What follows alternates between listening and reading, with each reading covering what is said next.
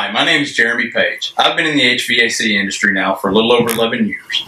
We're here today to review the proper installation and sealing of flexible ducts. Flexible ducts are used a great deal in residential and light commercial applications and require the use of a tape that is both listed and labeled under the UL 181B-FX code requirement. Polyken has several products that meet the 181B-FX code requirements.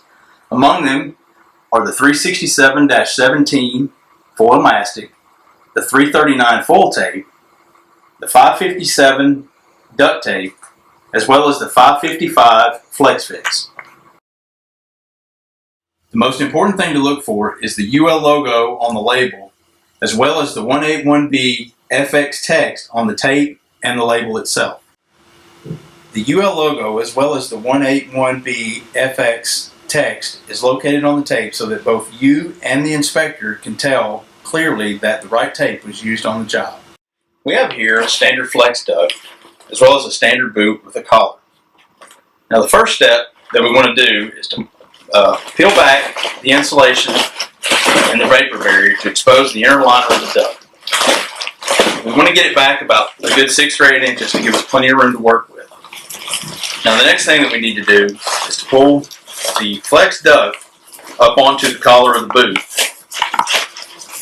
And we want to make sure that we get at least 3 good rounds of the wire that's contained within the flex liner to make sure that we get a good seal off. Once we get it up there to the bead where we need it to be, we'll take our Polyken 557 duct tape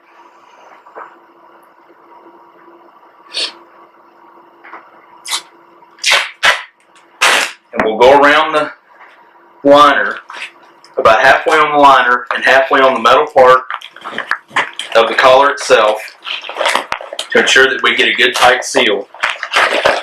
And we'll have to go around it at least 2 full times to meet code requirements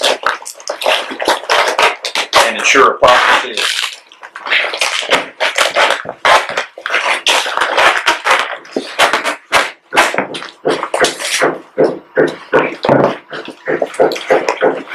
You want to ensure that you rub the tape in good and get a good seal between the adhesive and the material that you're sealing it down to.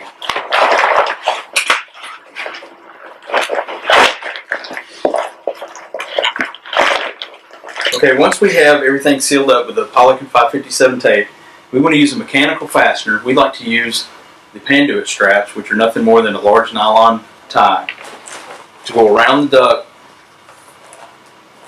just over the tape, right along the bead of the collar. We want to make sure that you do not get that strap off the collar, because if you do, it'll choke down your flex right there. So make sure that you stay up on the collar, snug it down. Then we use a panduit gun to do our final tightening. And what that does is it just snugs it down as tight as can be, and then this lever actually cuts it off clean and removes the excess. Now the next step in the process is to pull the vapor barrier and the insulation up over the boot and ensure that it covers onto the insulation of the boot itself. Now we like to seal that with the 555 flex fix, also by Polyken. For this, typically I'll take a couple of shorter pieces, take down my long sides, smooth it down, rub it in really good to ensure a quality seal.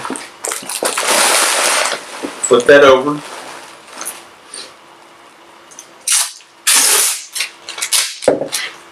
Do the other side. Same thing, same direction. Rub it in.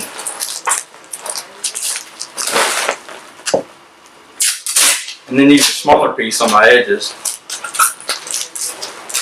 just to make sure that everything is well covered.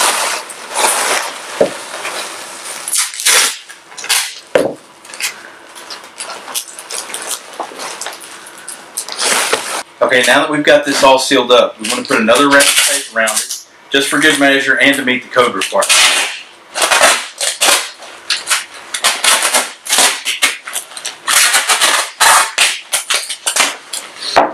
Once again, rub it in well to make sure that there's good adhesion.